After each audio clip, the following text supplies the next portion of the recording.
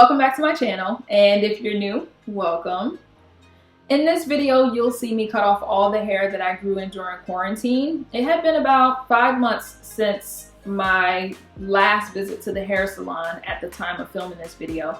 And what I realized is the longer that my hair grew, the more maintenance it required. I realized that short hair just works for me because it allows me to just maintain my wash and goes a little longer, and also when I go to style my hair, it takes half the time. Also, a few people ask why I bleach my hair after I big chopped, and while the short answer is I just wanted to try different colors, in this video you'll see exactly why I color my hair. So if you want to see me cut, color, and style my hair from start to finish, stay tuned.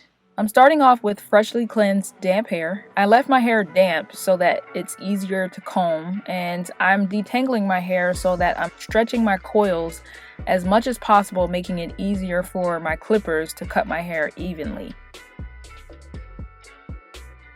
Since my hair is tightly coiled, it naturally wants to shrink back up, so I'm using one hand to hold the clippers and the other hand to stretch out my hair so that I can cut as much hair as possible. I'm using Wahl Pro Elite clippers with the number 8 25mm guide comb.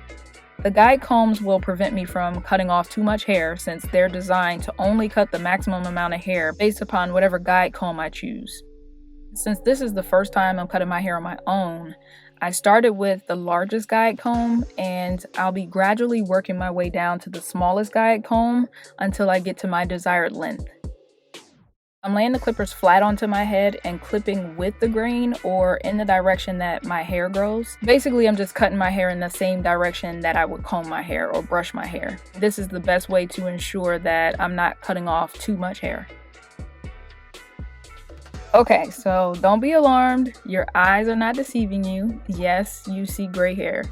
My mom noticed that I had gray hair in the back area of my hair when I was like 8 years old, and then when I was around 16, my stylist noticed about 2 or 3 strands in the crown area. And then I just started collecting more gray over the years. I actually started noticing when they started to grow in the front. I know that I started having gray hair at a young age due to my genetics because my grandmother started dyeing her hair at 18 all the way up until the age of 33. And by that time, she was majority gray. I noticed that my mom's first and second brothers both have heads full of gray hair, even though she's actually the oldest. And what's weird is I have more gray hair than my mom's youngest brother, even though he's older than me. Both me and my older uncles take after my grandmother's genetics, and my mom and my youngest uncle have my grandfather's genetics. He actually had little to no gray hair, even though he and my grandmother were the same age. I say all of that to say this is the reason I color my hair. And I know that once all of my hair is gray, it's gonna eventually start to turn silver over time, which is bomb because my grandma's hair was so gorgeous. But right now, since I only have small patches of gray and some gray strands throughout the rest of my hair, I color my hair dark brown to match the dominant color so it's more uniform.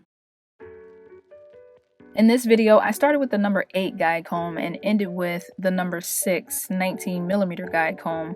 And I wore my hair at that length for a couple days, but I eventually cut it again using the number 5 16mm guide comb. Now that I know the number 5 guide comb works for me, this whole process will go much quicker next time. When I use the clippers, I can just start with the number 5 16mm guide comb with the highest taper level to get the perfect length, which is long enough for my hair to maintain my natural coils with the least amount of efforts without having to redo my wash and go every single day. Just remember to use the same technique every time because I got so comfortable with the guide combs that I started going against the grain, and instead of laying the guide comb flat, I was actually tilting it a bit, which caused me to cut off a little more hair in certain spots. So whatever technique you use with whatever guide comb, make sure you stick to that technique so that you always cut the same amount of hair each time. You don't want to end up with sparseness in some areas like I did.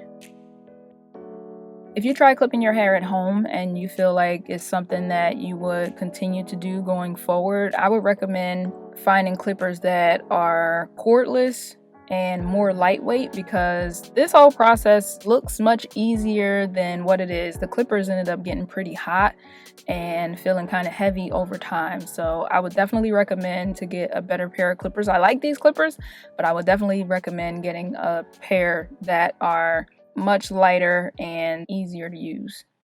Hey guys, so I'm back and I just wanted to give you a quick update of what I did when I was finished clipping off my beautiful gold strands that I missed so much. I instantly missed it as soon as I cut it all off. I feel almost like I look like a different person. It was pretty late when I finished cutting my hair. So what I did the next morning is a quick co-wash and then my quick like wash and go routine where I just go through and reactivate the curls. And then I finished up with this Magic Root Cover Up in Dark Brown by L'Oreal Paris.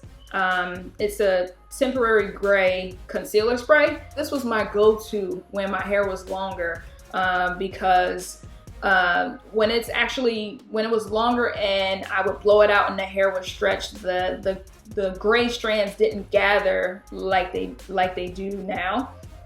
They were all stretched, and typically I would wear my hair in a middle part or a side part, and a lot of that was covered by the hairs on top. And then whenever my color was starting to grow out and you can see the gray again, I would follow up with this, you know, in those small sections. So this works really well as a small cover up, but not so much so for what I have going on here. To me, it looks kind of like unnatural because it makes my hair look dry, and I feel like it's just kind of like sitting on top of my head.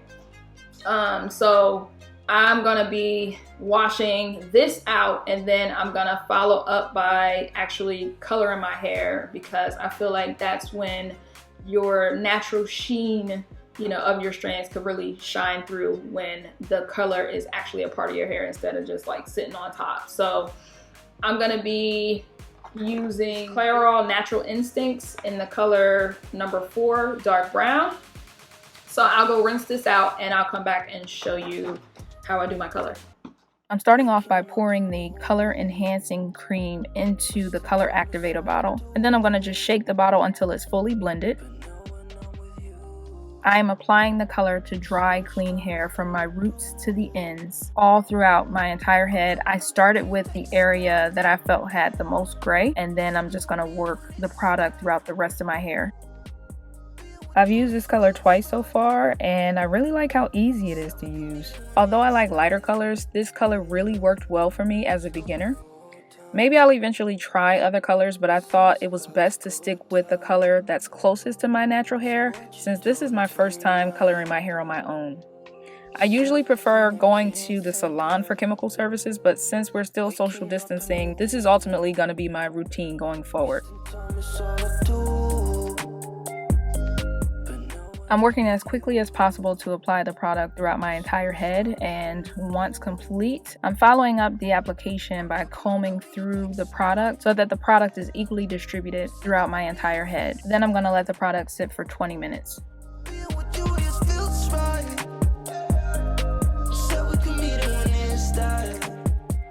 I was doing my best to apply the product everywhere that I saw gray, including my edges, but I noticed that I didn't have to bring it down as far. Do your best to keep the product on your hair, not on your skin, because it will start to color your skin. Yeah, I just rinsed it a couple extra times to get it out, but it was a pain to get the color out, and you don't want to color your skin.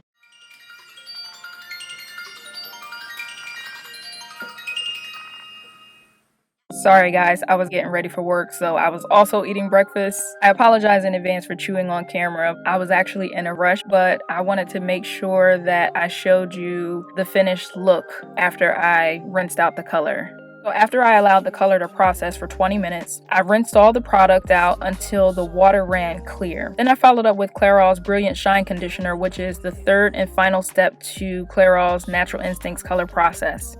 I rinsed the conditioner out of my hair after about 2 minutes, and to complete the look, I'm following up with my normal wash and go routine. If you haven't seen how I do my wash and goes, this is a quick recap, but I will include a link in the description box for step-by-step details.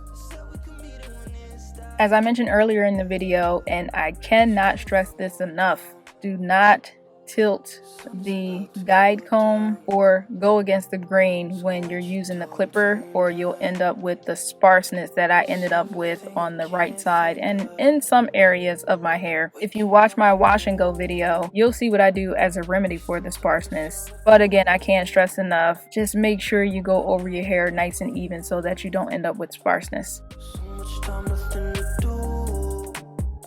Before filming this video, 5 months had passed since my last haircut, and the longer my hair grew, the more maintenance it required. I realized that short hair just works best for me. I can stretch my wash and goes a little longer, and when I style my hair, it takes me half the time. So I'm gonna continue to maintain this length until I'm ready to do something different. So here's the completed look. I was able to color, co-wash, and style my hair right before work. I was never able to do this before when my hair was longer. So I'm super happy. Overall, I'm just loving it. I hope you all found this video helpful in some way. Thank you so much for watching.